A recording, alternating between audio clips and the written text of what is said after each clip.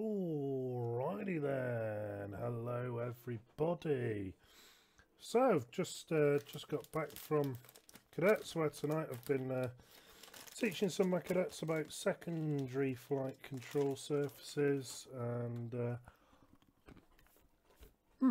it went reasonably well, I think. Got quite a few through that. I know a few of you guys will be watching this as well, so hello to you. I thought, since you'd asked me for more information on navigation, there's only so much we can do in the short sort of 30 to 40 minute lessons we get at cadets. And I've had quite a few people ask, and it seems to be something people struggle with. So I'm going to do a bit of a series on navigation, which is sort of the back end or the latter end of your private pilot's license. And we'll talk a little bit about how you navigate using nav aids, obviously not using GPS because that's easy, but using the actual radio nav aids. And this is going to be the first tutorial. It should be reasonably short, and it will be on NDBs, non-directional beacons. And I'm being attacked by the cat. There we go. Okay, so first of all then, let's just do a bit of ground school. If I can. There we are. So Wikipedia, good old good starting point. So an NDB, non-directional beacon, is a radio transmitter at a known location. They're all at a known location, really. That's what one might look like here. This is the symbol you're looking out for on charts. We'll talk a little bit about that in a minute. And they tend to be in the kilohertz range. Some of them are quite low range as well, so short distance. Some of them go a lot further. So when you're flying along, you might be looking for an NDB. Some you might pick up the other side of England, some you might not pick up in 10 miles. So you've got to sort of query what distance they're capable of, and that's normally on the charts, which I'll show you here. So bit of free software here called Plan G. Really good bit of kit, worth having, particularly if you do VFR stuff. I'll go away. And here we are. So it's a map of the UK. Now I'm centered in on Dublin here, the IDW, because there's quite a few NDBs that we can play about with. So there's that symbol. It's like a load of concentric rings that are dotted. And here they are all over the place. Now if I hover over these, we can see that one has a range of 75 nautical miles. This one's only 37.5. These will be short because they're fixes. Yeah, 37.5. That's another 75 miler. That's another 75 miler. They can go quite far. That's 112.5 miles, nautical miles. The ones on the extremes tend to be a bit further. So that's sort of what they look like on the charts. These ones in boxes, these are VORs. In particular, this is a VOR with a DME on it. We'll be talking about those in later videos, but for now we're just going to focus on these little NDBs here. So Plan G is really useful because it gives you all the frequencies. We're going to need them. The other option you've got is to pull up skyvector.com. Awesome website. In the top right here, you've got World High. So these are your high altitude airways, World Low, low altitude airways, and World VFR. VFR is what we want to be on for this. Ignore the flight plan, that's for a completely different video. And here again, this is exactly the same as Plan G was showing us. We see the NDBs. It's a load of dotted circles here. We've got Garristown, we've got Gormanston, we've got Rush, Killiney, Wicklow Head. Gives you the frequencies. Now this one doesn't tell you the range of them. on here, so that's just something to be wary of. And then we got these VORs as well, but we'll talk about those in another video, as I say. So without further ado, let's get an aircraft up into the sky and let's see what we can do with it. So for this particular tutorial, I'm flying offline, so I'm not worrying about airspace and flying at the correct altitudes to stay in the correct airspace or out of the correct airspace, so on and so forth. This is purely just going to be anything goes flying, just to show you these how these NDBs work.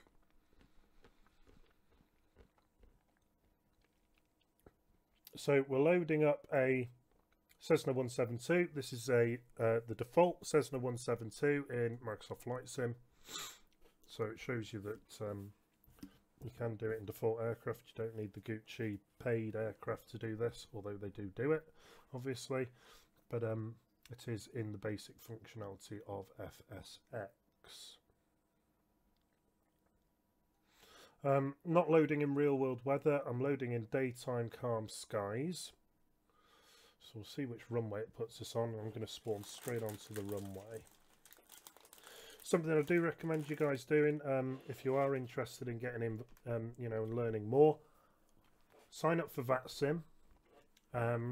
Sign up to VAT UK, and then if you go through the forums and their web pages and so on and so forth, sign up for your P1 course, Papa 1 P1 course. This is your elementary flight training, basic flight training, and it effectively follows the private pilot's license. And this is pretty much what I'm covering here in these tutorials and over all my other videos, but just not quite as structured because it's more a when someone asks me to do something.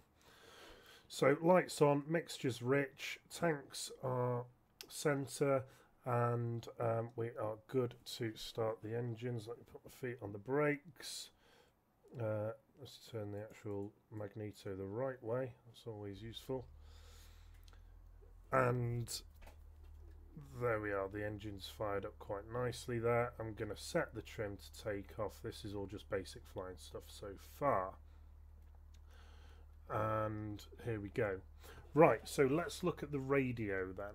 So this is the radio in the default Cessna 172. This can obviously vary between aircraft, but this is what it is. Yeah. Now, you won't see NDB written on here. You won't see VOR written on here. You will see DME there, but we're not using that today. Today we're purely focusing on non-directional beacons, and that you tune into a non-directional beacon using the automatic direction finder, the ADF, which is this radio here, and it's in kilohertz. So let's pull up plan G again. That one. So it's plonked us on runway 32, 33, I don't know, that runway there anyway. And we're going to take off, get up into the air, and then we're going to turn left to this NDB here, Oscar Echo. Okay. Now the frequency of this is 316 kilohertz. 316 kilohertz. So let's just get rid of plan G. Let's key in 316. Now the instrument we use for this is the ADF indicator here. And at the moment the needle is just there, not really doing anything. That's because we're still on the ground. It's not picked up that radio beacon yet, but we're on the right frequency, and I'll tell you how we can check that when we get up in the air. But first of all, flaps to 10 degrees, power full. Whoa, hello, there's a bit of torque steer. That's because I was looking down at my glass of wine. So here we go. Oh, I should probably change the text on the live stream.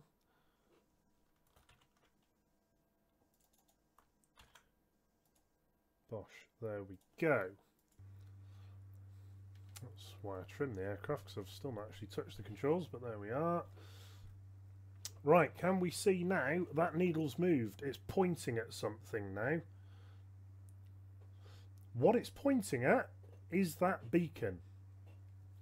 Okay, doesn't do anything more than that. It doesn't do anything less than that. It just points at the beacon. Now, if I turn so that that needle is pointing straight in front of us, got a bit of an aggressive turn there, but it'll do. What we can now see is that that beacon is in front of us. We are flying towards it. You can see the arrow on there. Let me prove that to you by now pulling up Plan G, and you can see we are flying straight towards it.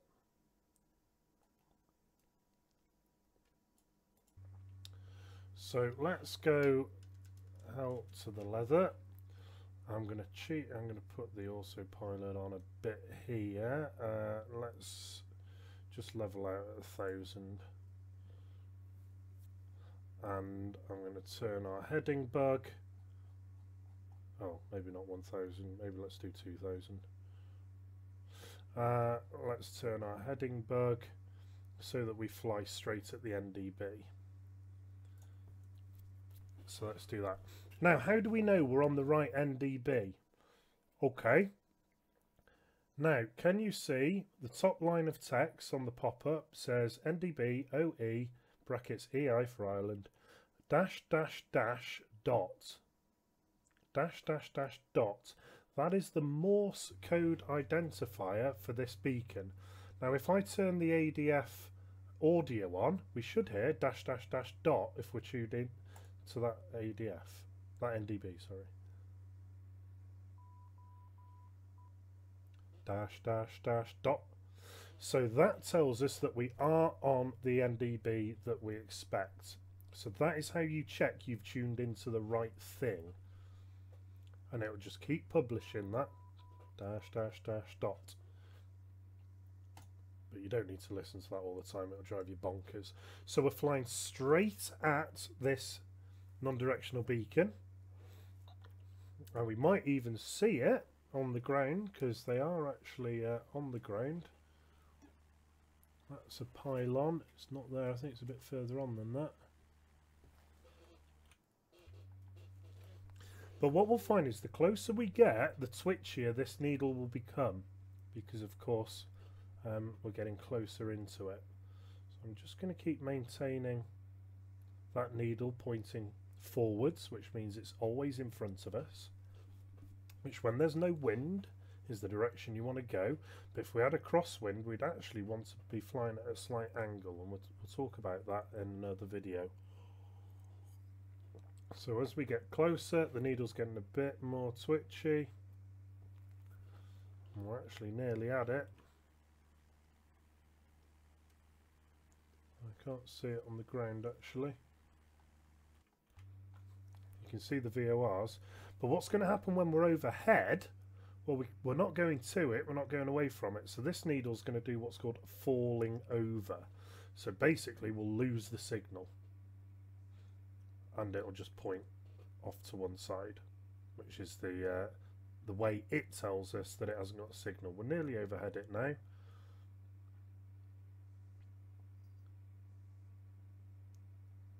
And we pretty much are overhead it. It goes getting really twitchy now, really twitchy. There, it's fallen over, and now it's pointing backwards. That means we're now overflown it, and we're flying in the opposite direction. There it is there. Can you see it on the ground? So there is a bit of scenery for it. That's the NDB. So now we're flying away from the NDB. So let's have a look at Plan G. Yeah, we're flying away from it. So let's fly up towards Garristown. 407 kilohertz. 407 kilohertz. So 407. tune in, and it's just picked up. You saw it twitch. So let's head that way. Now by rights I should sync this up, but I'm not going to. Let's do it one step at a time. Now the Garris tone Morse identifier is dash dash dot dot dash dot dash dot. So dash dash dot dot dash dot dash dot. So let's listen in and make sure we're on the right one.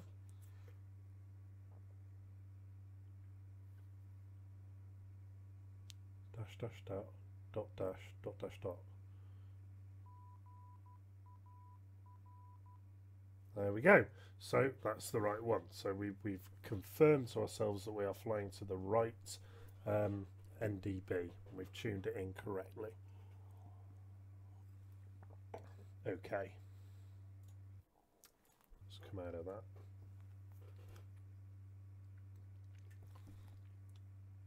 And that's it. Quite simply, that's a non-directional beacon. It points to where it is, or the ADF points to where it is, so it means we can fly straight at it.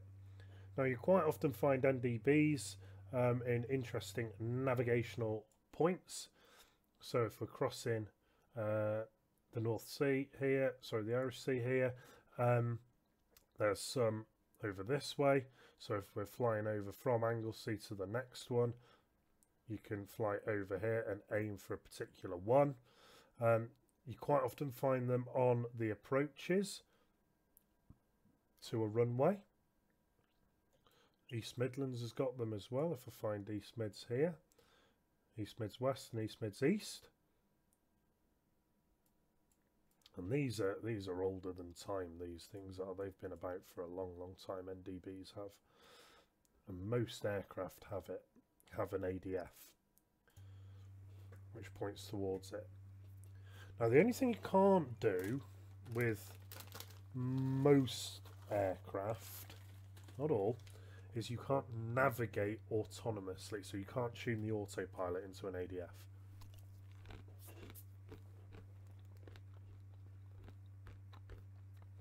Some you can, but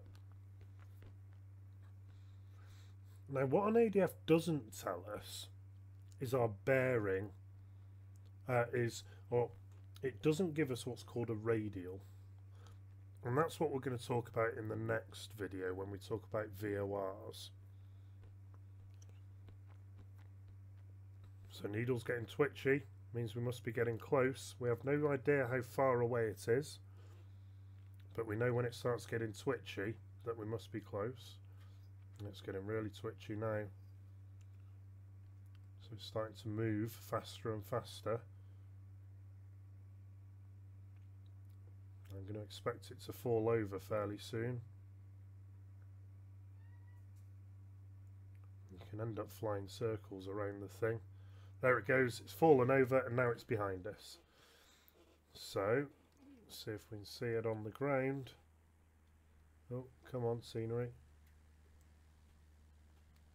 Where is it? Where is it? We're pretty close to it.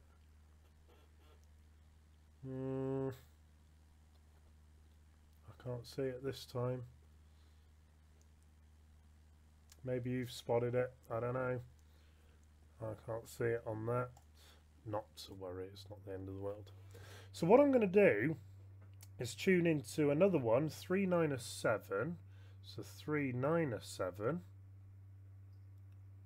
Assuming we can pick it up. Yes, we have. It's off to our right.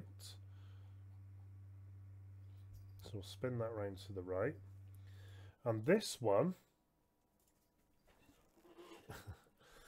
is Oscar Papa dash dash dash dot dash dash dot. And that is on the approach path to runway 28 here. It might be 27. There or thereabouts. But if I fly straight at that, when I hit it, I know I must be exactly at that point. Alright, in real life you don't have a moving map, well, unless you've got a GPS. But when I'm over it, I know I'm on that point. So I know from there, if I then turn due west, I should be on the approach path for this runway. Now we've got good visibility here, so we should be able to see it, but imagine the visibility was bad, and therefore we're not flying visual flight rules, we're on instrument flight rules. We know that if we fly at that NDB, and as soon as we hit that NDB and then turn west, we should be pointing roughly at the threshold of the runway we want to land on. So let's give that a go. So let's just listen in, make sure we hear that, what was it, dash dash dash dot dash dash dot.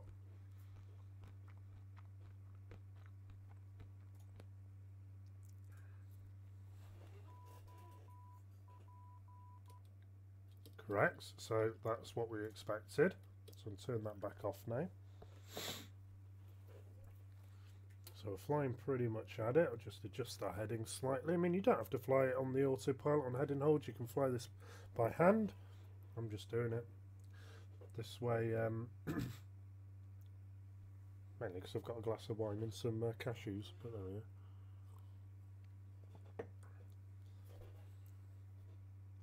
So this one's a little bit further to travel. There's lots of other things you can do with NDBs. You can actually work out your distance from an NDB using a bit of trigonometry. If you want to know about that, then look it up on Wikipedia, but I'd say it's not common to do that. It's much more common to do use VOR, DMEs, which, as I say, we'll talk about in the next video.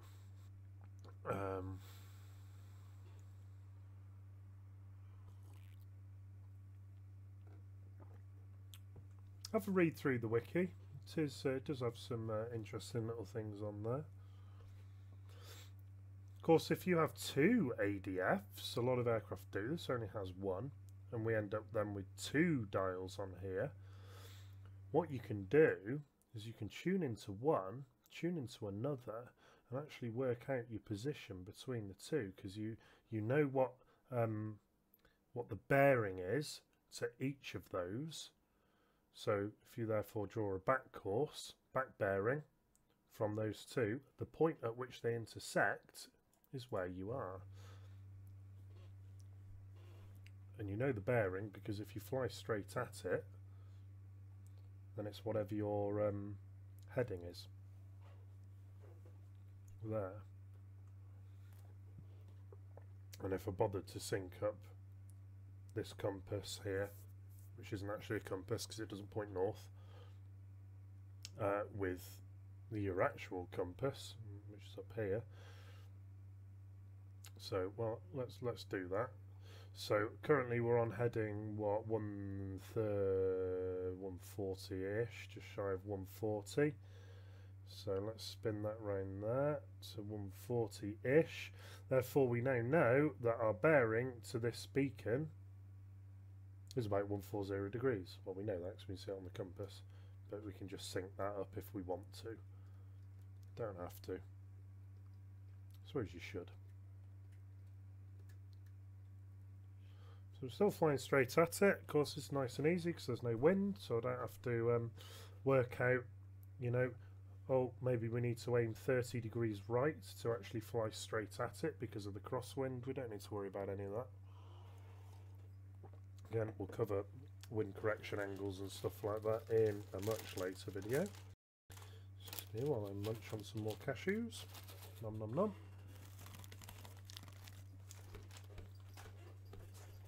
Ah ha ha, cat's attacking me.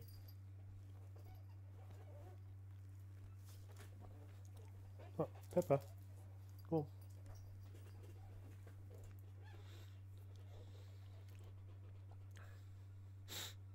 So, pretty chilled out. I think I can see the NDB, I think it's there.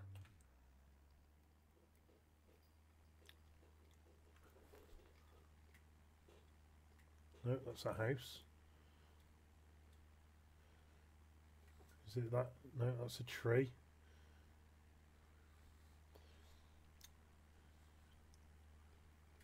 It'll be somewhere down here. Where is it? Obviously spotting the NDB is completely irrelevant because well, you don't need to look for it. Sort of defeats the point of it. Oh, there it is. There, look. But we know we're at it because the needle falls over. The whole point of this is that we can go full fog and still be able to navigate. So we see it's getting twitchy now. It's starting to move fast. And when it falls over, we're going to turn due west.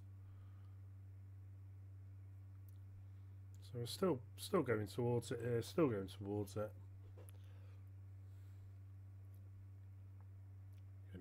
Getting twitchy, that's moving quick. And it's just fallen over. So due west we go. So I'm just going to set the heading bug to 270. Or near enough.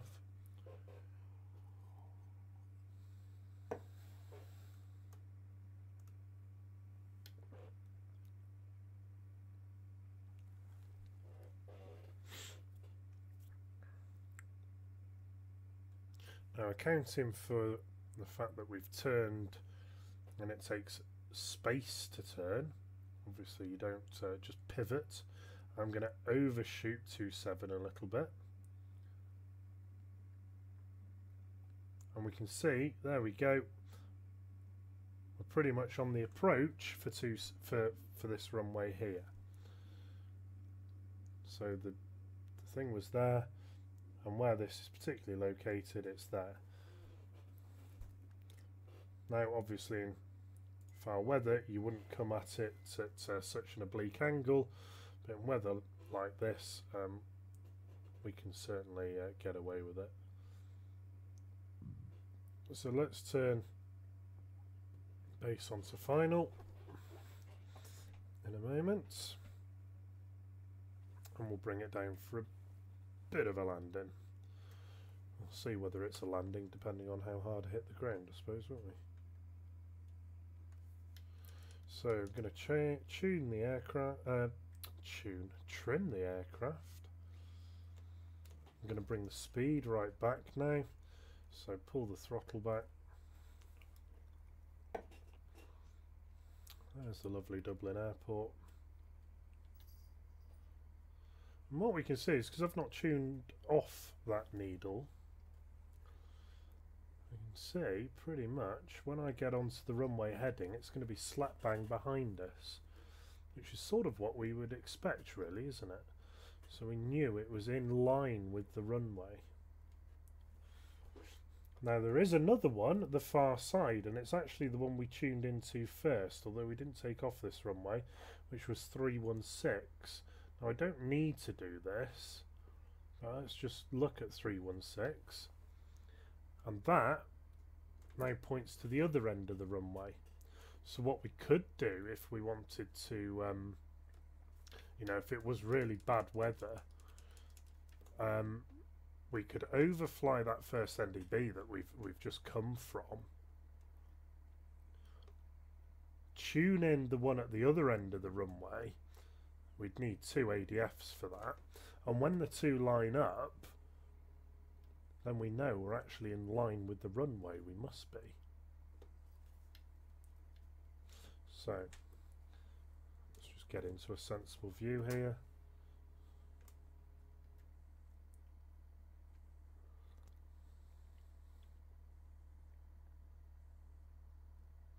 Hold the flare, there's wheels down.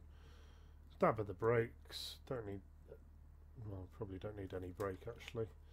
Clean the aircraft up, flaps away, and we will vacate here onto Echo Sierra. Echo 5 even, close enough. Bit of a power slide to finish the day, there we are, look at that, lovely.